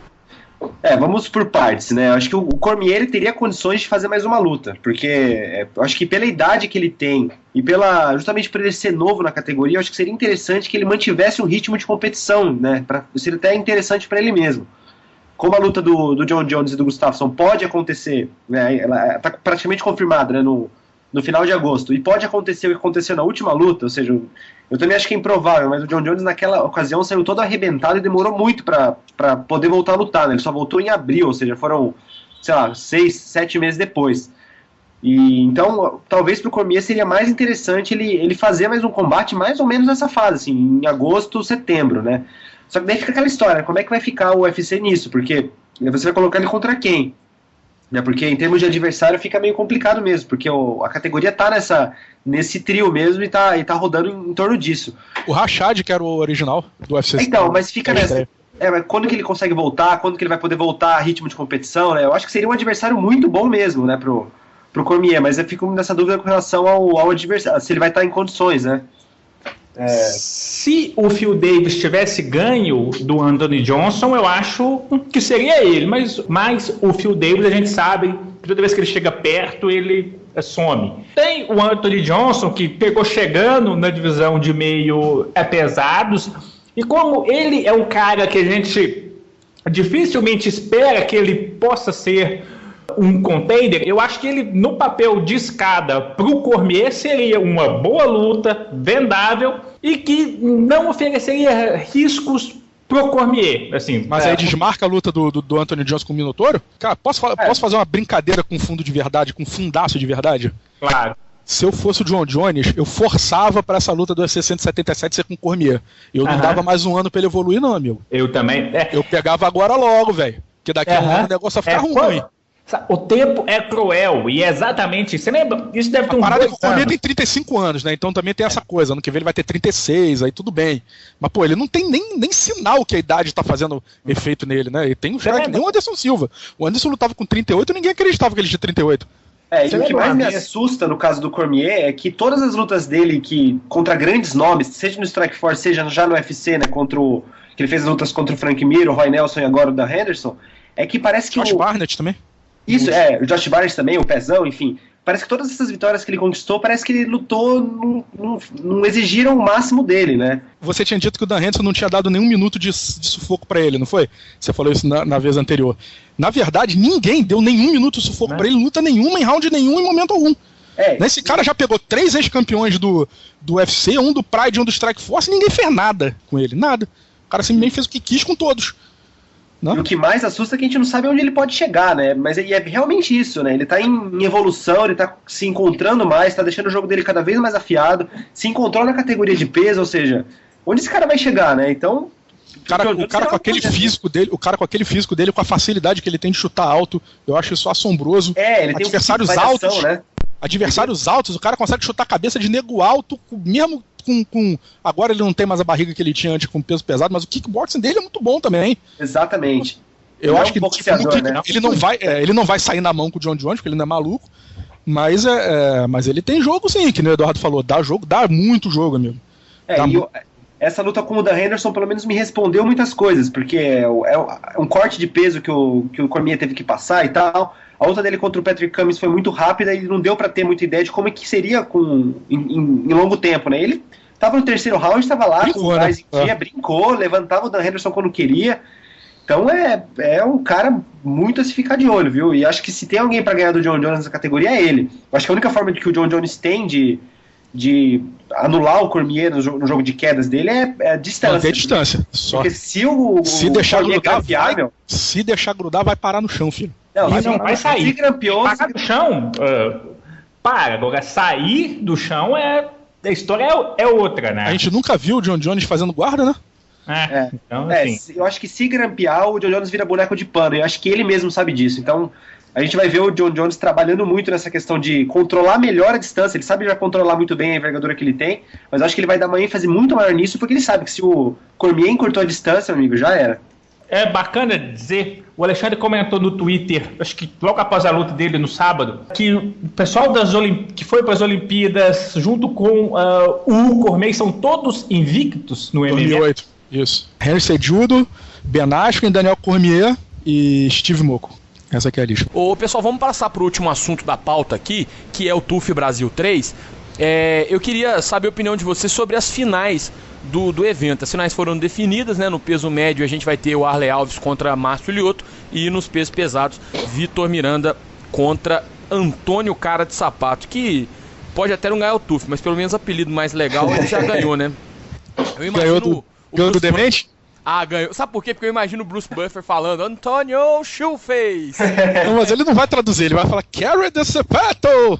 Mas isso é legal, alguém podia contar pra ele o que quer dizer, sabe? Ele vai perguntar, certamente ele vai perguntar. Porque mas é divertido o apelido. Então pelo menos isso aí ele já ganhou. A gente vai ter uma edição especial sobre o TUF Brasil para comentar o programa, para falar de como foi e tudo. Inclusive já deixo até aqui o convite aberto, se o Alexandre tiver a fim de participar com a gente, sinta-se convidado. Mas agora queria saber a opinião de vocês aí sobre essas lutas que vão decidir o TUF Brasil 3. Eu acho que no caso dos médios, o favoritismo do Arley é maior.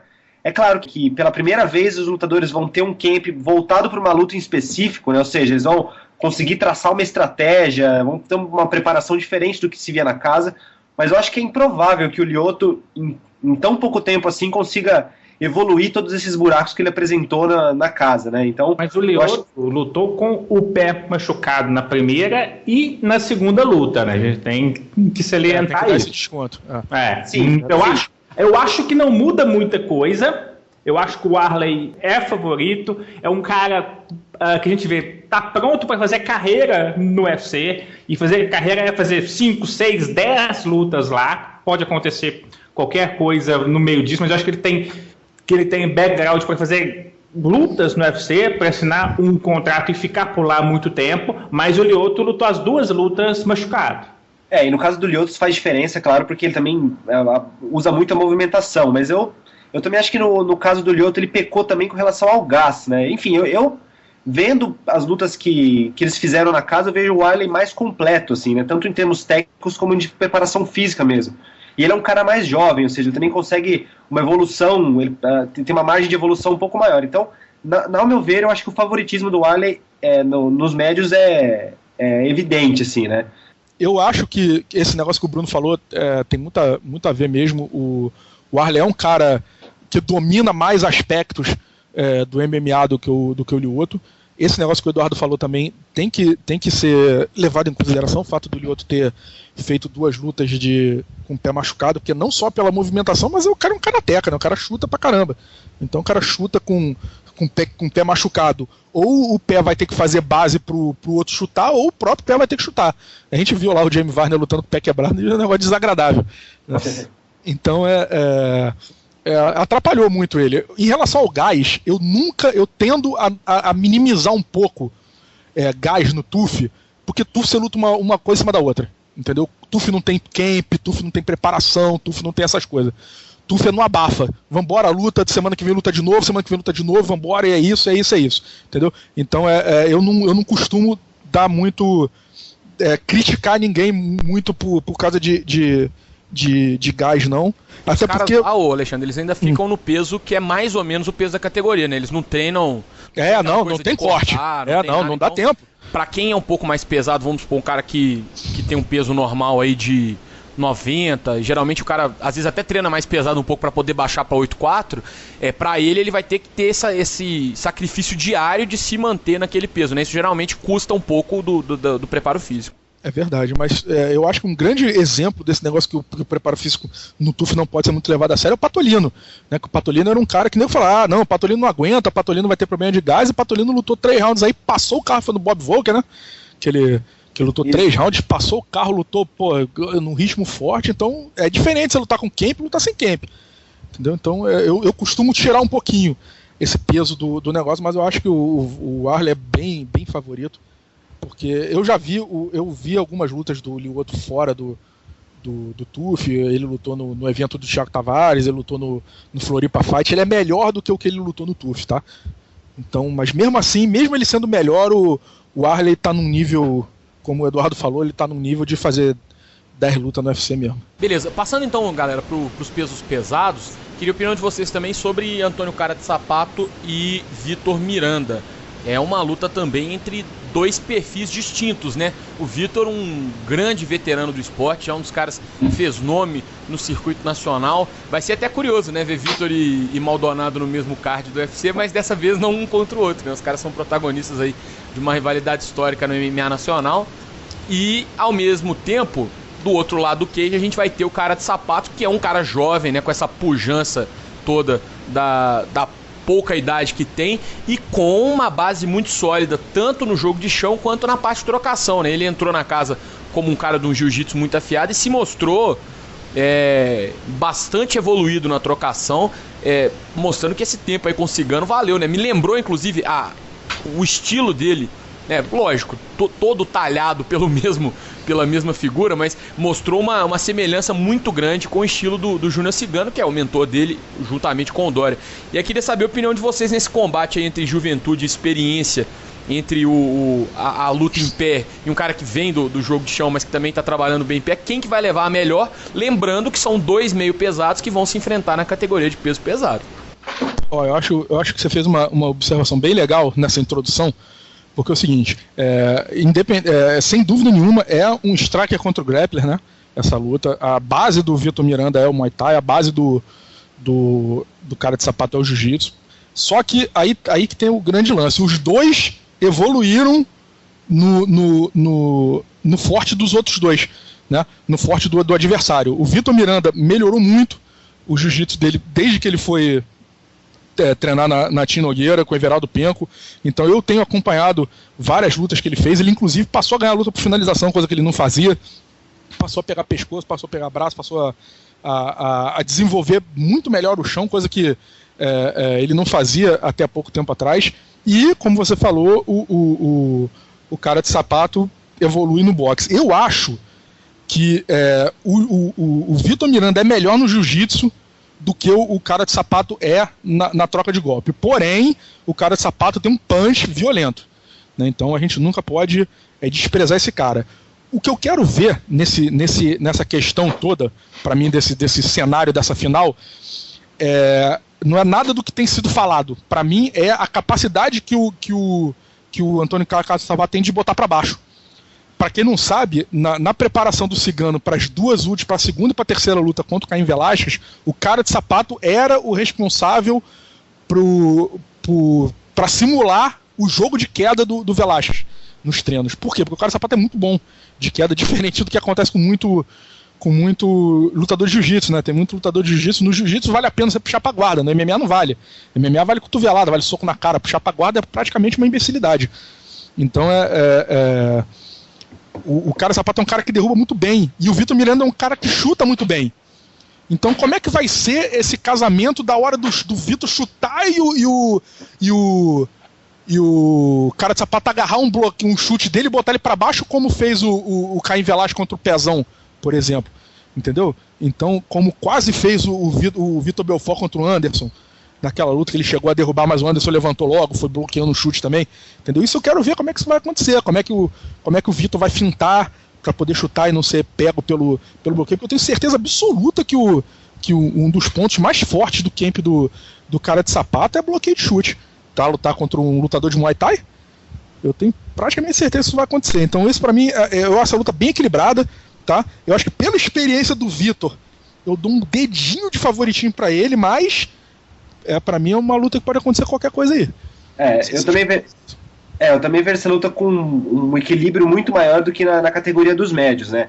E o que me intriga, quando a gente vai analisar as características de cada um, é como o Vitor vai reagir lutando contra um cara que vai querer botar ele pra baixo, né? Porque a gente vê muitos strikers que pegam grapplers, né? Eles até evitam soltar um pouco mais o jogo de trocação com medo de dar brecha pra ser quedado.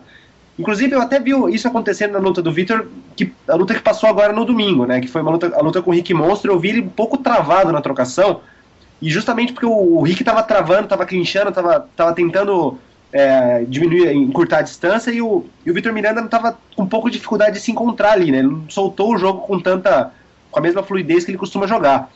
E eu acho que nisso o cara de sapato pode achar uma brechinha para levar melhor, porque se o Vitor Miranda começar a luta já preocupado em não ser quedado, ele pode ser surpreendido em pé, assim, e a partir do momento que o cara de sapato, que já tem uma trocação, lógico, não chega, na minha opinião, a trocação do cara de sapato não chega perto da trocação do Vitor Miranda, mas se o Vitor Miranda começar a perceber que o cara de sapato tá um pouco mais solto, e ele tentar soltar o jogo, ele dá brecha para ser quedado também. Então eu acho que justamente por causa disso eu dou uma pequena vantagem pro cara de sapato, porque eu acredito que ele pode fazer essa diferença nessa questão de como o Vitor Miranda vai se comportar com esse temor de ser quedado. Eu acho que o caminho para a luta, quando um atleta da trocação enfrenta um atleta da luta de solo, é basicamente o wrestling, o jogo é de quedas. Para o Vitor, defensivamente, e para o cara de sapato tentando clinchar para derrubar o tempo todo.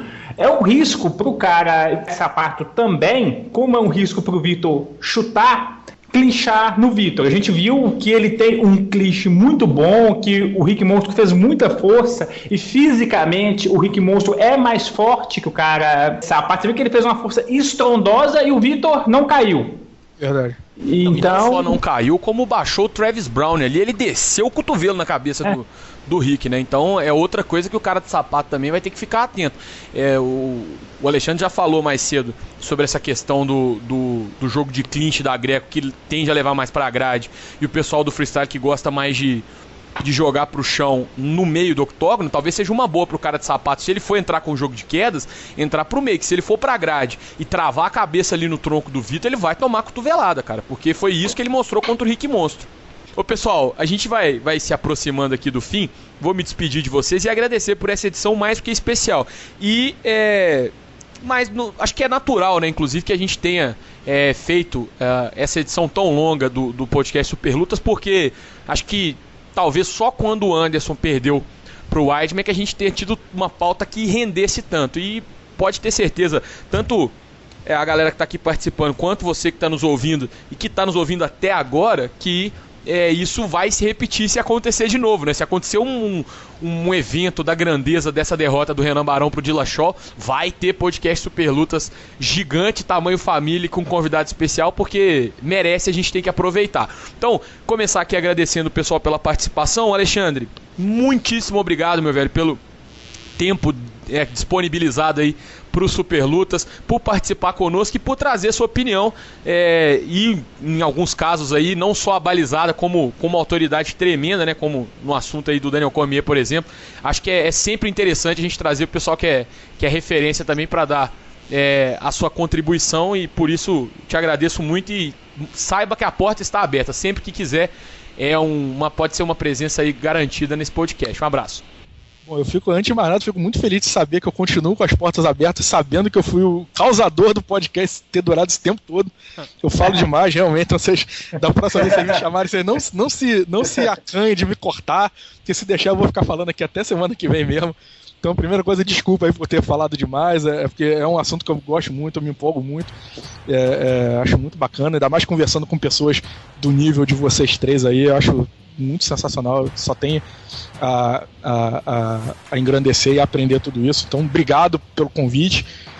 Aviso que toda vez que vocês quiserem a minha participação, se eu não tiver, se for em algum horário que coincida com que eu possa estar liberado, eu faço com todo prazer, sempre que vocês quiserem. E mandar um abraço aí pra galera do Super Lutas, dizer que foi um prazer imenso participar aqui. Um abraço aí pro Dudu, pro Bruno e pro Lucas. Um abração, Alexandre, e também agradecendo a presença do Eduardo Oliveira. Dudu, muito obrigado também pela sua presença, pela participação. Aí a gente se vê com certeza na próxima semana, já no podcast Super Lutas, e preparando, a gente já adianta aqui uma edição especial sobre o TUF Brasil, certo? Certo. Um abraço, Lucas, Bruno, Alexandre, muito obrigado por sua participação no nosso podcast. Queria desde já, eu já havia comentado com ele na última semana, mas eu gostaria de solicitar nesta edição a volta do podcast MMA Brasil, que foi o primeiro podcast no formato de mesa redonda do MMA nacional. Eram também edições muito longas, mas aquelas muito longas que valia a pena você escutar 1-2 horas de um debate de alto nível, e é por isso que a gente sente falta das edições do podcast do MMA Brasil. Obrigado.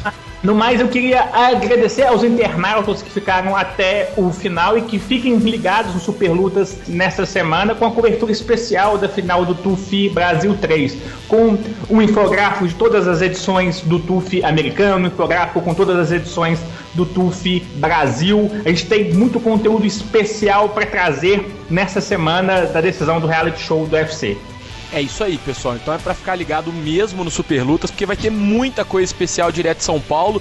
Eu e o Bruno Ferreira estaremos por lá. E, Bruno, eu já me despeço de você, saudando, né? Porque a gente vai se encontrar daqui a pouco depois dessa gravação a gente já tá rumando para São Paulo e a gente se encontra lá, e já deixando aqui aberto o convite para você me pagar o jantar lá, entendeu? Eu já tô te convidando para pagar o jantar para mim. O Alexandre, se quiser participar também, pode participar do pagamento. Às vezes, se quiser, não sei, ele ficou feliz aí, mas se quiser participar também, eu já te convido e deixo esse convite feito, tá certo, cara? Um abraço. Um abraço, Lucas, um abraço para você, pro Dudu, pro Alexandre. Foi um prazer tê-lo aqui na edição, espero que ele volte mais vezes.